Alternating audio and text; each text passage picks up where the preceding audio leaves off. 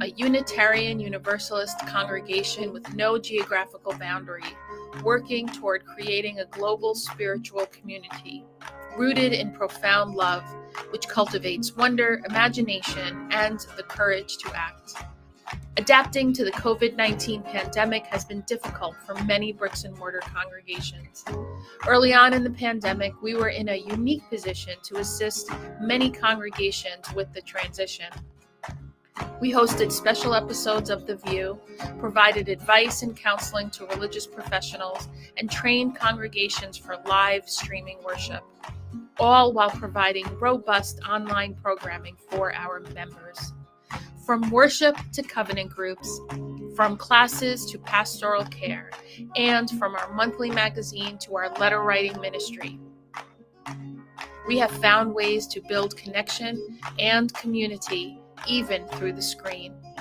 We have been a model for ministry on the margins, providing services for isolated Unitarian Universalists, becoming a spiritual lifeline for our members in prison, and investing in innovative ministry. We know better than anyone how deep and meaningful connections can be formed even from a distance. Unitarian Universalists have faced many challenges in these times, and we continue to persevere and to fight for justice and equity for all people, especially during moments of crisis. We are proud to be a leader in this faith movement, and we invite you to get involved in our ministry. We strive to be a place where anyone from anywhere can find spiritual refuge anytime they need it. Welcome to the Unitarian Universalist Church of the Larger Fellowship.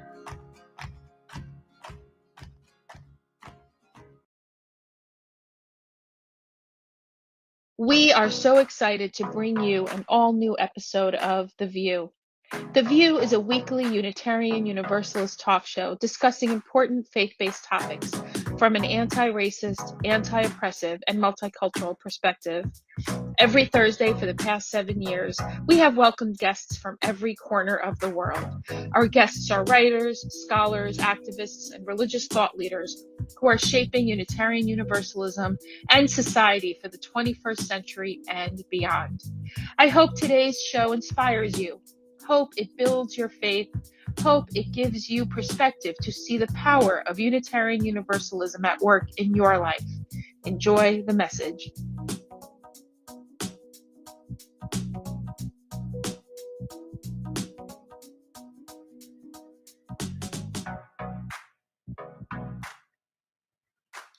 Greetings, beloved. It is so good to be back with you for another episode of the Voices of Unitarian Universalism, which we call the VUU, the congregation, the Church of the Larger Fellowship's weekly talk show. We are here in our 10th season of the VUU, and it is it is super exciting to be thinking about this. This is episode 404, 405, something like that, of the VUU. Tanner will tell me the exact number at some point, I'm sure. It is great to be with you. I'm the Reverend Dr. Michael Tino. I am 1/3 of the lead ministry team at the Church of the Larger Fellowship, and I am joining you from bright, sunny autumn in New York, the land of the Kitchewan and Wappinger peoples in the Hudson Valley of New York, just a little north of New York City. And I'm a little more casual than normal because it is Indigenous People Weekend, and as is my custom this weekend, I am escaping north to the land of the Haudenosaunee, to the Adirondack Mountains to breathe in the crisp air of fall and see some gorgeous foliage. For the weekend, it is what I do. My body revels in fall and needs it every year. Christina, how are you? Hi, friends. I'm Christina Rivera, she, her pronouns, and I'm coming to you from the beautiful lands of my ancestors, the Taino people on Dominican, also known as Puerto Rico. And it is really hot, really humid, and Luna Energy, which is the private contractor that got the contract for to provide energy here on the island. And there's lots of controversy behind that decision. But outside of that, the big news to note today is when I was driving in this morning, I saw that they're working on a transformer. They're putting up a new transformer nearby, which resulted in a couple hours without power yesterday, now explained. But if for some reason I disappear on y'all, it's nothing that y'all have done. It's simply Luma Energy doing their thing, and I will join back as quickly as possible, if possible. And if not, I'm sure y'all will have a great show. It is beautiful, hot, humid, sunny, and I'm sure our afternoon rains will be here very soon today. And we are thrilled, so thrilled to have our guests today. But before we get to our guests, we have our usual UU roundup. Anything out there, Michael, in the UU world that we should be making note of? I was trying to think about it on my drive in this morning, and I'm on vacation this week, so I have purposely. Yeah, I've been trying to stay off of social media, except for the fun social media side of things. So I'm woefully uninformed about our UU roundup today. Well, there are a couple things to note. We noted last week that the Liberal Religious Educators Association, Loretta, is meeting in Milwaukee next week. And that's always an exciting time, Loretta Fall Con. And the UUA is hiring. If you have always wanted to work at UUA headquarters or for UUA headquarters or for our larger faith, they are hiring something like 10 positions. And so the Reverend Dr. Sophia Betancourt, our president, and Carrie McDonald, the executive vice president, sent out a letter to religious professionals basically telling us about the positions that they're hiring for. If you are a finance expert, we need a new chief financial officer. And I guess it's part of our bylaws or governance structure that the chief financial officer has to be a Unitarian Universalist, a member of a UU congregation, a member congregation. So like maybe you want to do that. But there are a whole bunch of things in ministries and youth and emerging ministry staff. If you've been,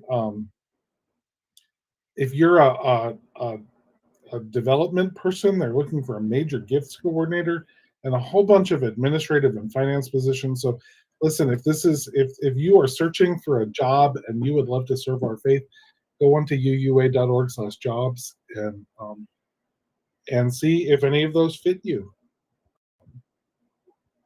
Absolutely. We would love to have you as colleagues on yeah. the staff.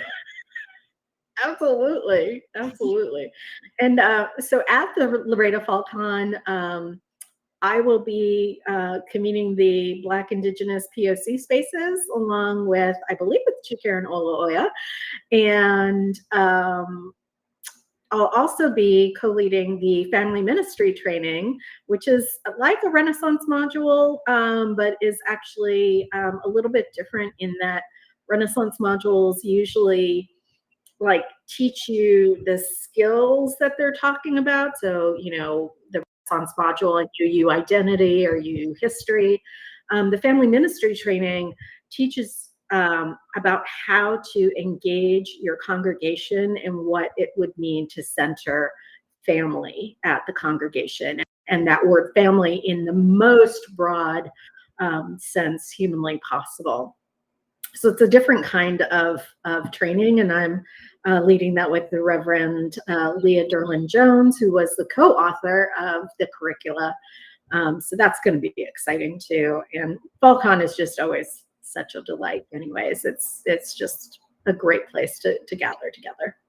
Yeah, I miss it. I went a bunch of times when I was on the UUA staff as the Young Adult and Campus Ministry Director. I was an active of Loretta and loved being part of that community.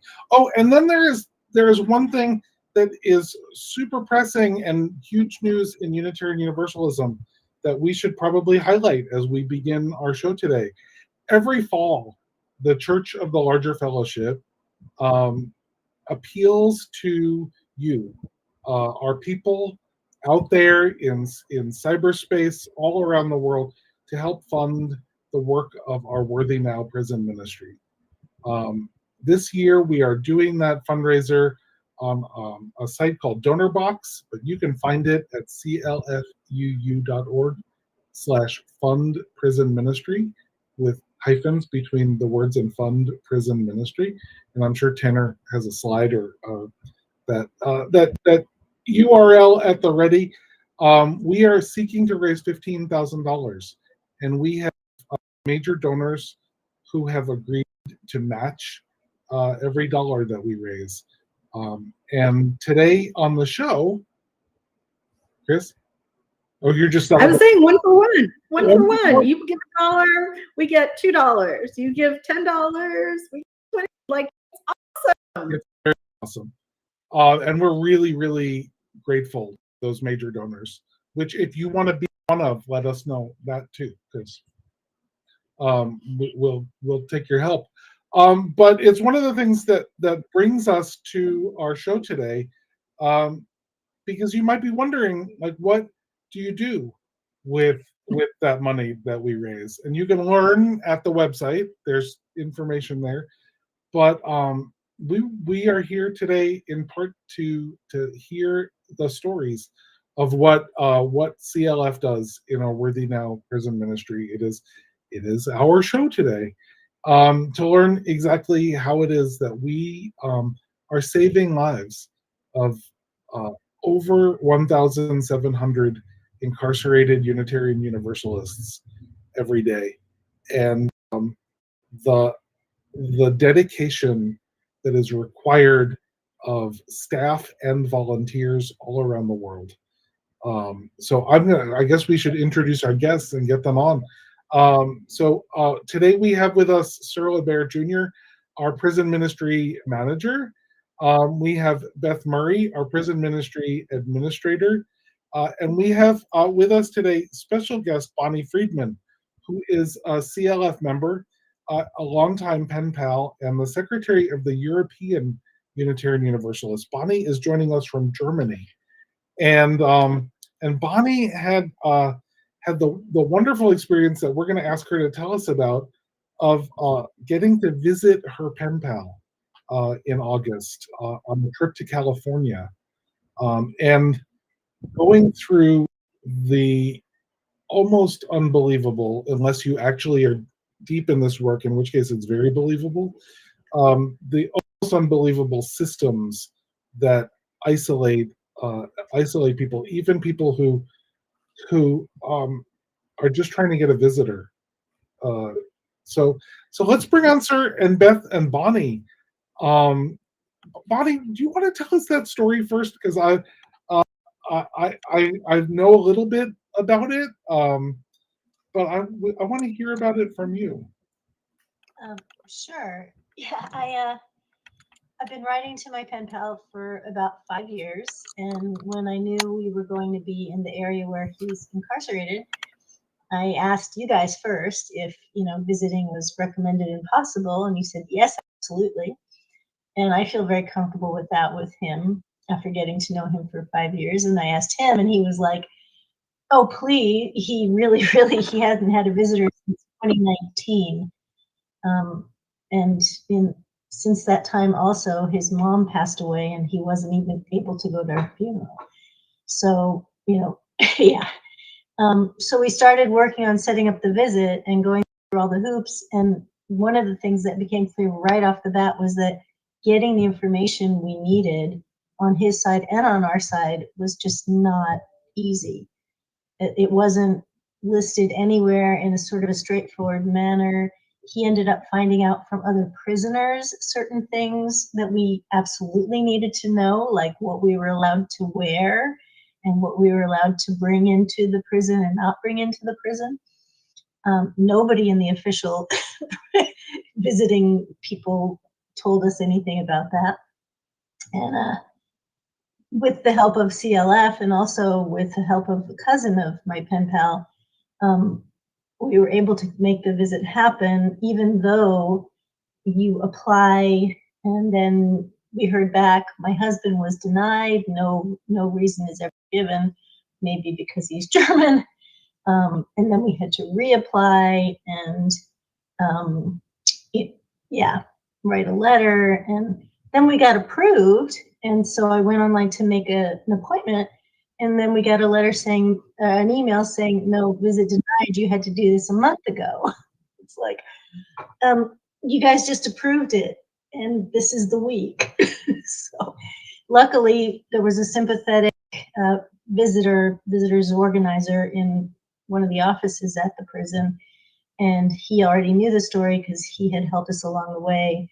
And when I called him in tears, basically, and said, this is it. I'm in Germany.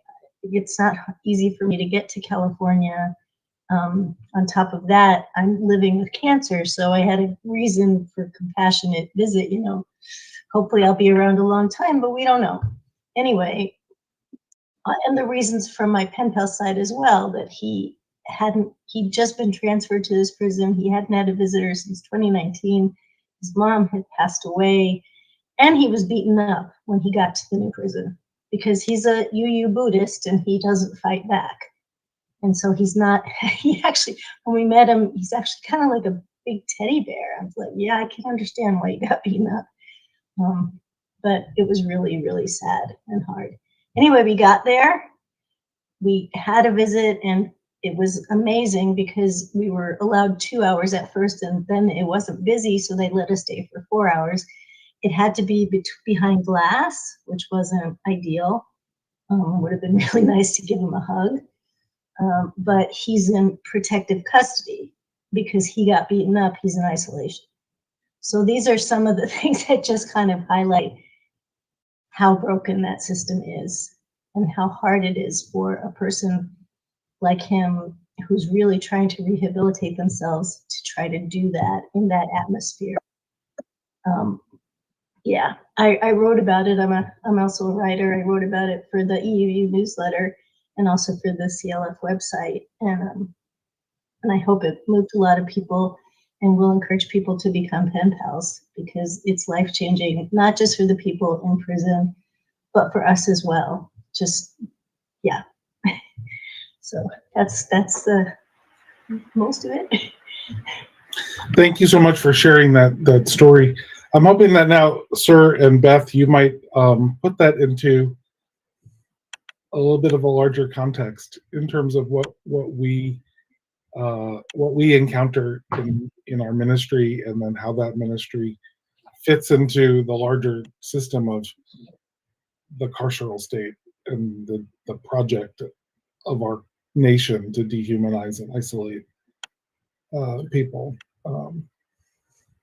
Yeah, I can tell you that many people who are put in solitary confinement are frequently not even allowed mail. So Bonnie, the fact that Tyler, you said, was in segregation, there are some facilities that would not even have allowed mail to get to Tyler or to get back to you. So I'm just amazed at amazed is the wrong word. I'm just so grateful for your perseverance getting to see Tyler. I have a question. Do you and Tyler communicate through an email portal? No, actually, I'm a little surprised that you're using his name, actually, because we also had the impression that sometimes if the prison doesn't like things, that it makes it harder for the prisoner. His cousin actually has told us that, but in any case, it's just a first name. So he now has a tablet. He had it only for a little while when he first got to this new prison, and when he was beaten up, it was broken. And there's one person in the whole prison, and he's there one day a month, who is responsible for that technology. So it took quite a while for him to get his tablet back. And we're trying to establish contact via the tablet, and it might even be possible through a program or an app that we can have phone calls, although he's only allowed to have phone calls on Saturdays. So yeah, how does he talk to his lawyer? Good question. But that's, we're writing about that now, but mostly it's been letters. It's also complicated because I live in Germany and you need an American phone number, and yeah, we're working on it. Yeah, I mean, with regard to the name, I think saying Tyler in California is anonymous enough and also humanizing enough that it's a good balance there. We won't identify which prison facility he's in or say his last name. That's sort of our policy here. Sir? Yeah, I think I'm glad you brought up the question about the tablet. And Bonnie, that you kind of expressed how difficult it is for the incarcerated to get that extra level of connection. One thing that strikes me in this work is just the distortion that takes place from what we in-house call the free world and the lives of those in our country who are incarcerated. So the access to communication with the outside, just that issue, for example. So right now, there's a large move to digitize communication. So incarcerated folks are having to have family members send them, or basically send an email package to the facility through a specific app that then reaches them. In some of these facilities, the incarcerated members are forced to into like kind of small windows of viewing. So for example, you might get sent a picture of your child. You might have a limited amount of views for that. You might be able to view it for 5 to 10 minutes. You may have to pay extra money to view it again. So the tablets are often given for free through one company called JPay, for example. Likes to give out free prison tablets, yet the content on these tablets cost money, and that's where they think their capital. And essentially, we see members who are leaving, who are being released into essentially debt. You are forced to pay for communication, for any entertainment, music, faith development. There are apps where you can access religious services, things like that. However, all of that costs money. So it's just an extra way of both dehumanizing and separating those of us who are in what we call the free world and then those who are incarcerated. Bonnie, so I was struck by your story in the way that you described that disconnection as it relates to nature, relates to the world that's around them. I mean, and I'm curious to hear what you thought of, not only moving through California and moving through our country here for the first time and seeing this great beauty there that surrounds these incarcerated folks, and then the reality of they're being completely cut off from them.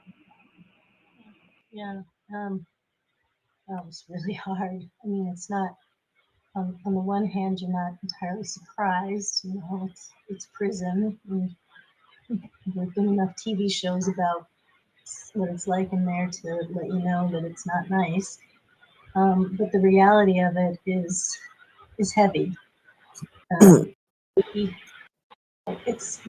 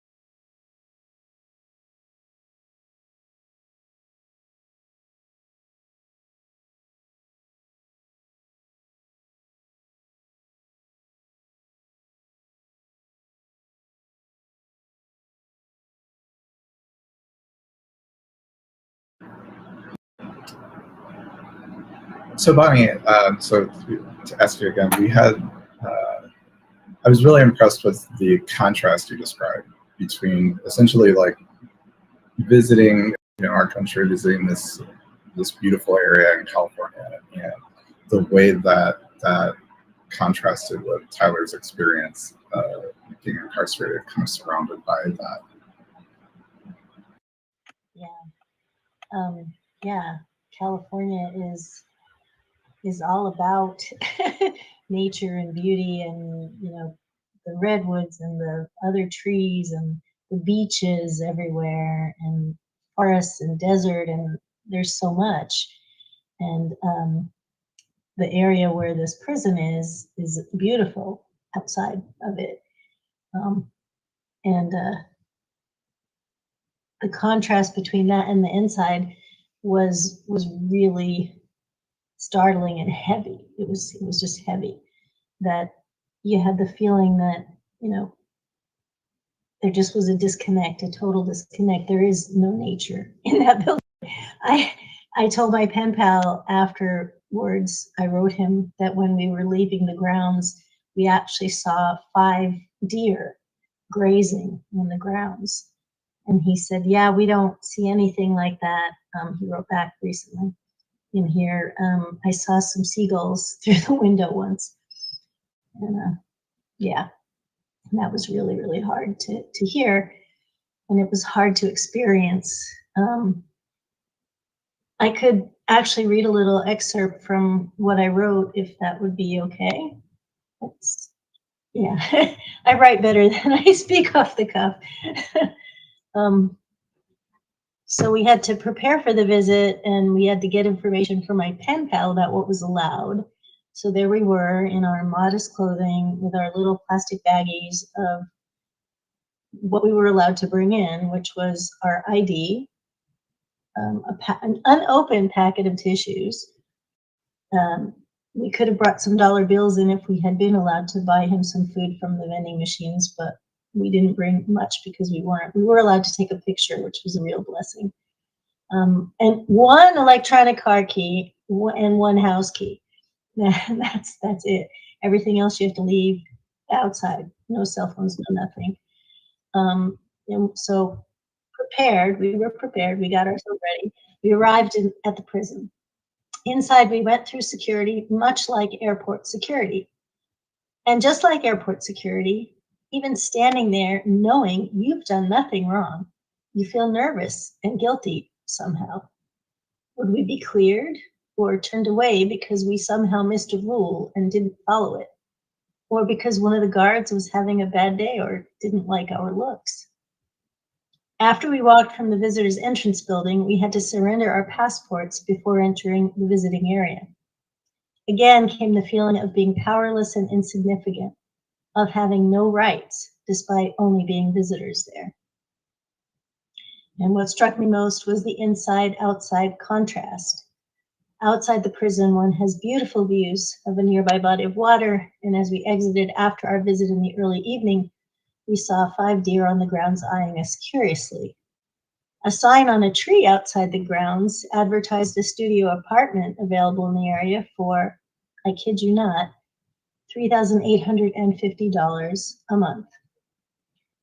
Inside, there's no access to this view of the water, let alone the deer, or the option of ever living freely in that area. Inside, behind walls and electronic wire gates and hallways painted pale prison beige, interrupted only by guards in khaki green, even visiting, one immediately feels the weight of this institution and its systems. We didn't see the cells or anything beyond the visiting area, but given that, it was painfully easy to imagine that if one regrets their mistakes and is seeking redemption and trying to become a better person, the environment in which one lives makes this hard right off the bat. So that was what I wrote about the inside-outside contrast. Thank you. And I think it's important to say for people who might not know these things, some of that inside-outside contrast is on purpose. That states put prison facilities in gorgeous, far-flung rural communities as ways to both separate people from families who live in cities, and also to make the rural communities beholden to the economic impact of the prison. So some of that is on purpose, and I think it's important to say. So we had just turned it over to Beth to talk a little bit more about the prison ministry or the pen pal ministry, when we realized that we had totally been disconnected. Beth, do you want to tell us a little bit more about the pen pal ministry, and Yeah. and then we can talk about the prison system in a larger sense with Sir. Absolutely. So the CLF and our Worthy Now Prison Ministry program currently offers resources to more than 1,700 members who are incarcerated. And once a person becomes part of our congregation, the first thing that we do is we automatically register them to take an introductory correspondence course on Unitarian Universalism. And it is completion of that course that makes our incarcerated member, eligible for a pen pal. So right now, of our 1,700 members, we have about just over 500 people who are already connected to a Free World UU writer. And we have over 100 people who are just sitting on a waiting list. And we just do not have enough Free World writers. So they sit for months. Right now, was just working on pen pal connections this morning before the show. I made 19 new connections, but I was connecting people who became eligible, meaning they completed that class. We also asked them to fill out a pen pal application where they agree to our guidelines and the covenant, and what it means they have to agree to being respectful with their pen pal connection. And so once we get that pen pal application returned to us, their name goes onto this waiting list. So this morning, I was made 19 new pen pal connections, but these are people who have been on the list since May. And we still have over 100 names of people who have been waiting, more folks from May, and people who have been waiting since June and July and August.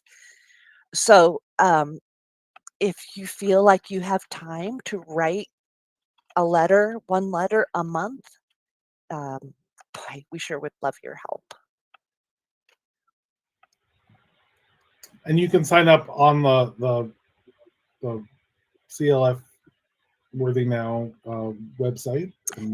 Yeah, if you go to worthynow.org, and then I think it's /pen-pals. And just in case I have that incorrect. No, I'm pretty sure that's right. Is that right? But we'll make sure it's in the notes for the show, and in the chat for the show as well. So, yeah, Sir, I want to ask you. Oh, Bonnie, go ahead. Thank you. I just wanted to add that one of the reasons I wrote my piece was to publicize the program, and that for the European Unitarian Universalists, we've spread it out in our newsletter and also through our entire mailing list, told them about the program, and encourage people to become pen pals. And one of our members actually also sent it to somewhere in the United States. So connections are being made, and hopefully you'll have 19 more tomorrow, Beth. Be still in my heart. That's awesome. And it's a life-changing experience for the pen pals on both sides. So and we've heard from a lot of the free world pen pals just how meaningful that connection and that relationship has been for them, and we know from our incarcerated members how meaningful it is as well. Sir, I'm hoping that you might bring us out a little bit into, why it is that this ministry is so important in a society that seems to be enamored of incarceration, and where that fits in our justice and liberation work. Yeah, so I'm a Parkerite VUU, so I'm a militant abolitionist, and I'm so happy to be in the CLF in an abolitionist church. I think that, and so when I say abolition, I always want to frame it in Ruth Wilson Gilmore, the founder of Critical Resistance, her definition of it. So abolition seeks to undo the way of thinking and doing things that sees prison and punishment as solutions for all kinds of social, economic, political, behavioral, and interpersonal problems. So it's not simply decarceration, it's reorganizing the way we live our lives together. So, and I think one thing I always want to point out after that is that when you have a system of capitalism and criminalization, everyone, I should say the great majority of us, can and eventually will be criminalized. So we are explicitly connected to those who are incarcerated now, both through our economic system, the production of goods within the system, as we just mentioned, the fact that many communities are essentially tied to these facilities as the only place of income after their industries have been shipped overseas. As we know, we have the UAW strike happening right now in Detroit. Many of those auto workers were actually retrained during the factory shutdowns. I remember this. The 90s and 2000s were retrained as prison guards. So I think we need to really understand our deep connection to it, and how, as long as we have this system of criminalization, none of us are safe. And I think we are seeing that expansion of the system, even as these pressures from the pandemic, from this global war, are causing that the system to break apart. So, I'll use an example in Nevada right now.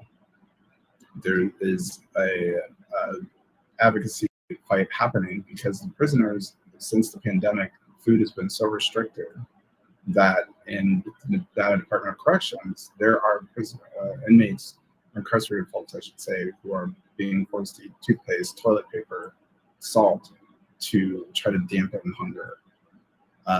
In the Louisiana State juvenile facilities, there was a recent actual victory by the ACLU because it found that the children there had no air conditioning, were suffering from heat stroke. So as these systems, as I should say, our resources are put under pressure by our scarcity system, that leads to a constriction on rights, and it leads to the most vulnerable of us being essentially pulverized. And folks really need to understand that that will expand. We are looking at a system where now, you look at Nebraska, where a woman was recently sentenced to 2 years in prison because she gave for helping her daughter acquire abortion pills and using an abortion. We have in Florida, Governor DeSantis has created an election police force. Arrested a 69-year-old woman at 3 a.m. because she filled out her application to vote incorrectly as a former felon. In Atlanta, we have RICO charges against protesters who are protesting the creation of a new police training facility that would essentially be, this model is hoping to be followed in many other states, these huge police training facilities that they're building. So they're building one in the Atlanta forest, and it's being protested. Some of those protesters have gotten hit with a RICO Act, which, for those who don't know, it's a huge sweeping indictment, criminal indictment And some of the things that they've done, donating to bail funds, handing out flyers, self-publishing magazines.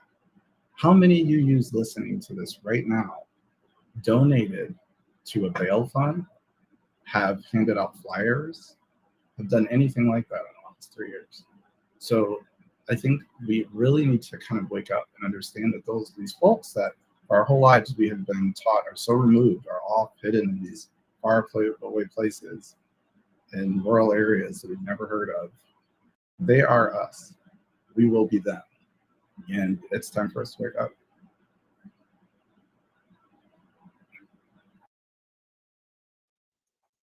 Thank you, sir. I appreciate that context. And so into this system, people are also religiously, spiritually isolated.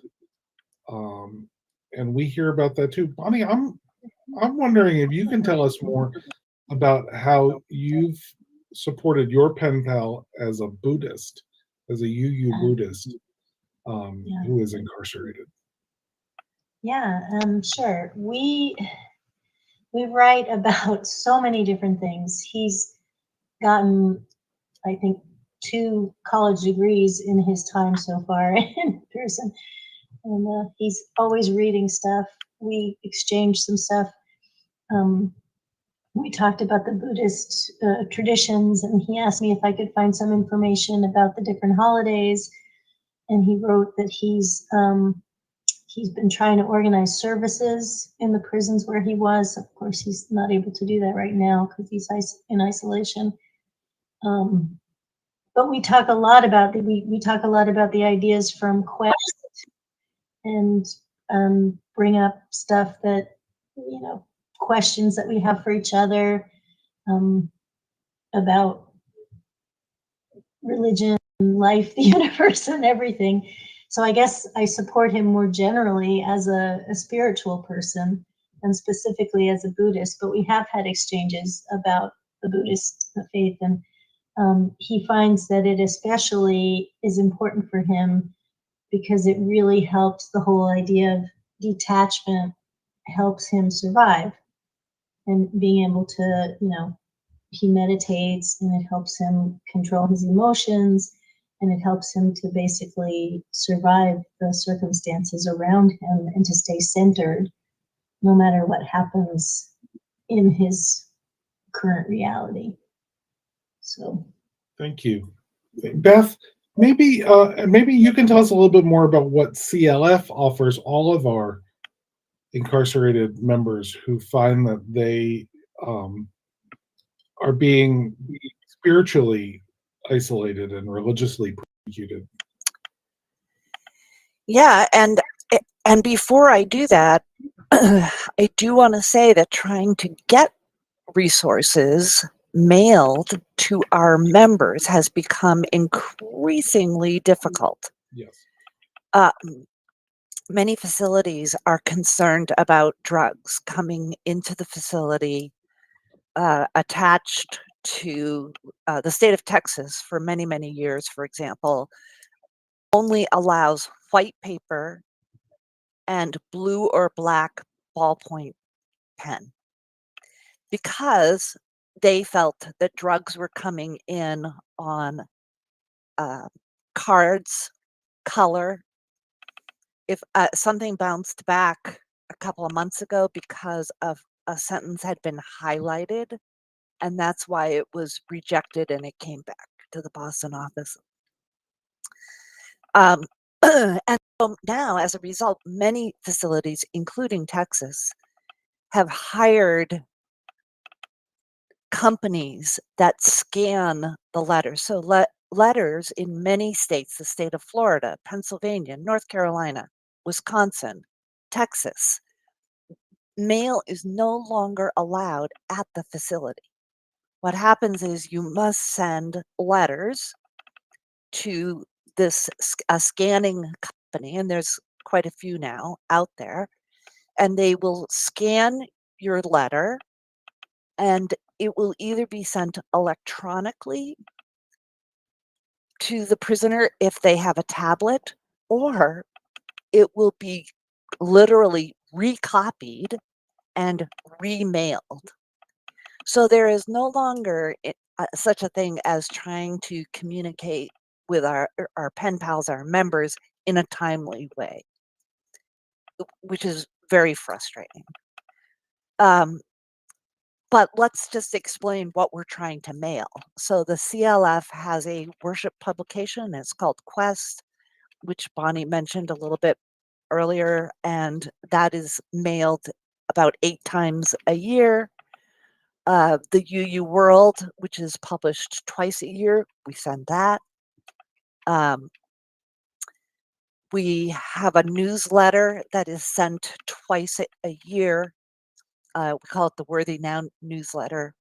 And when we send out the fall newsletter, and this newsletter is going to be mailed within a month or so, it will list additional correspondence courses that a person can then register for and take.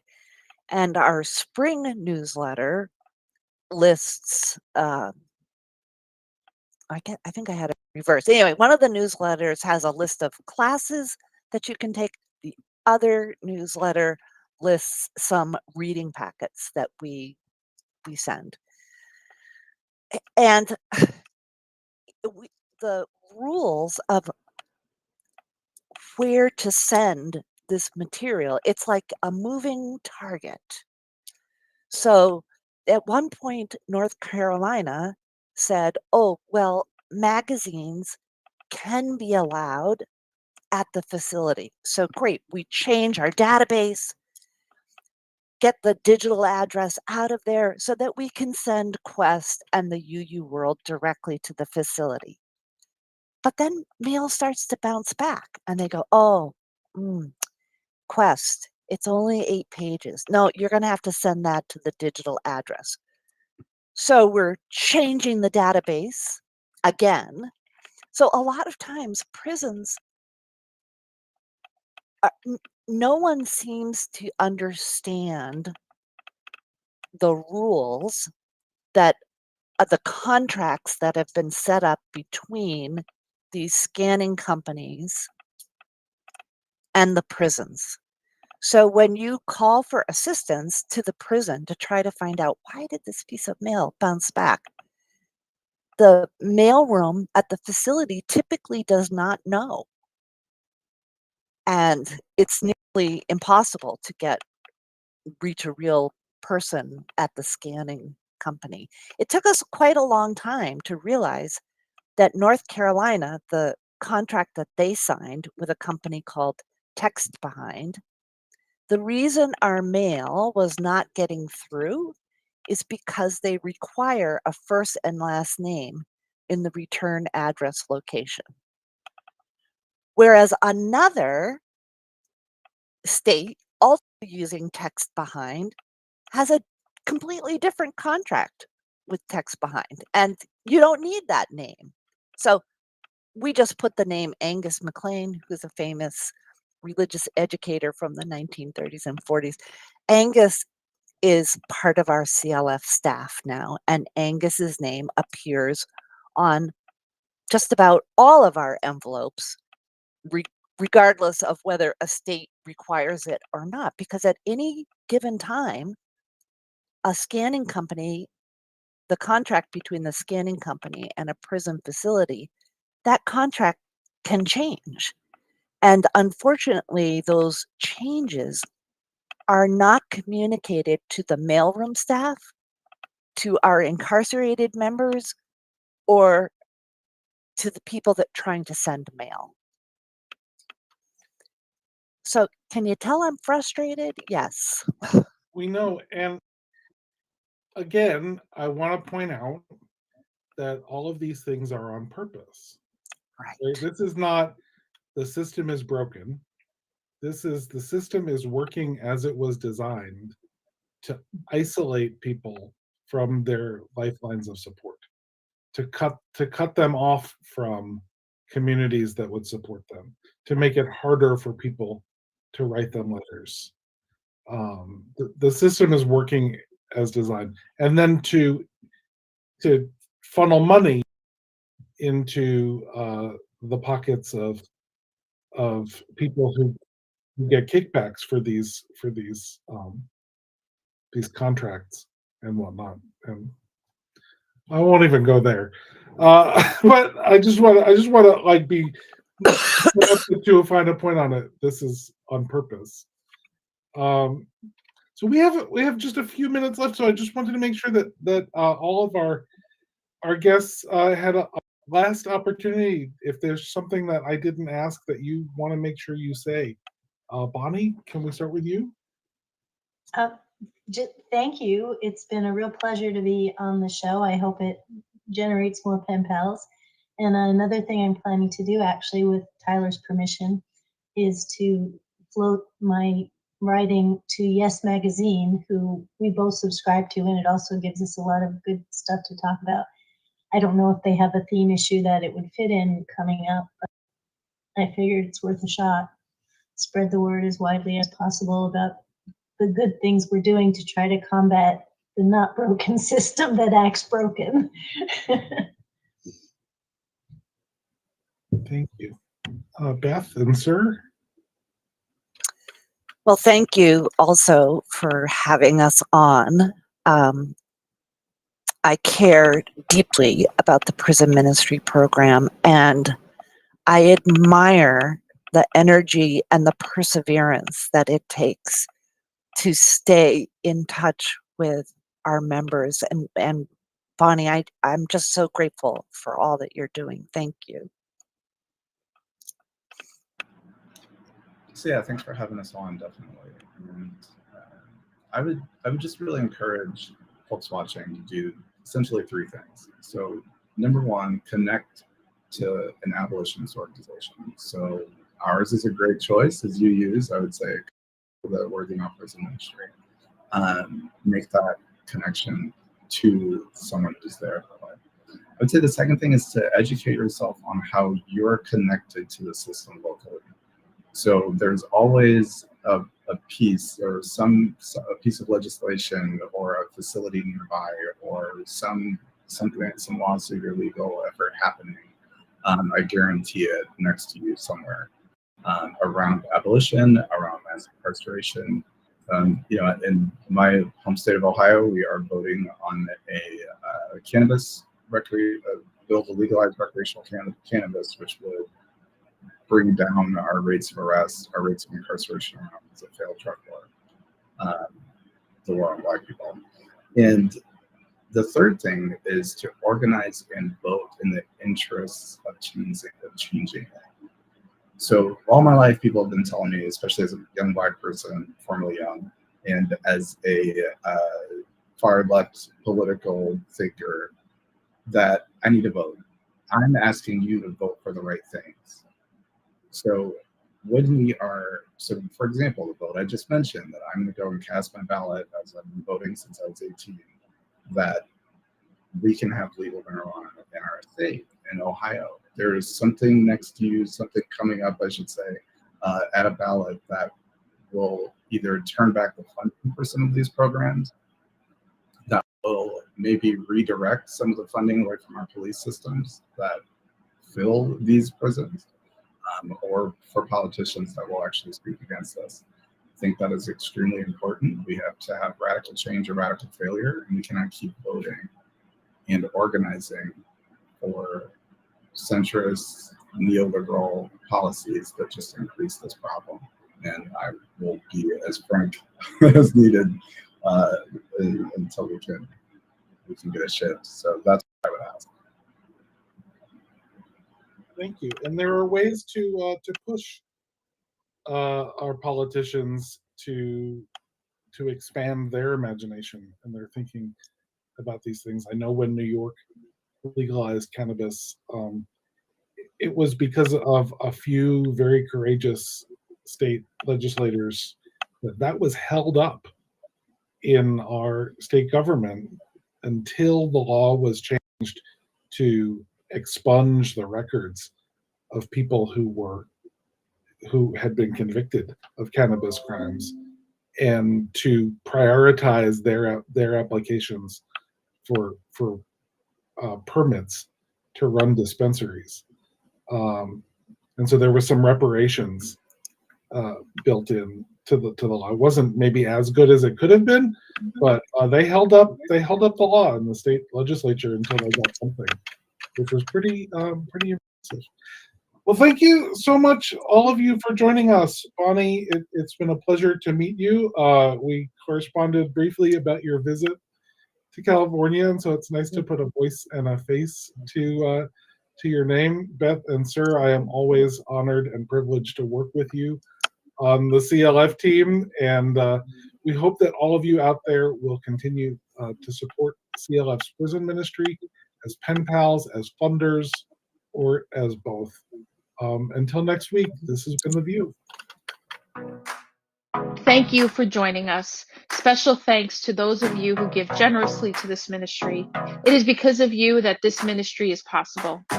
You can click the link in the description to give now, or visit clfuu.org/give for more information. We hope you will join us next week for another episode of The View.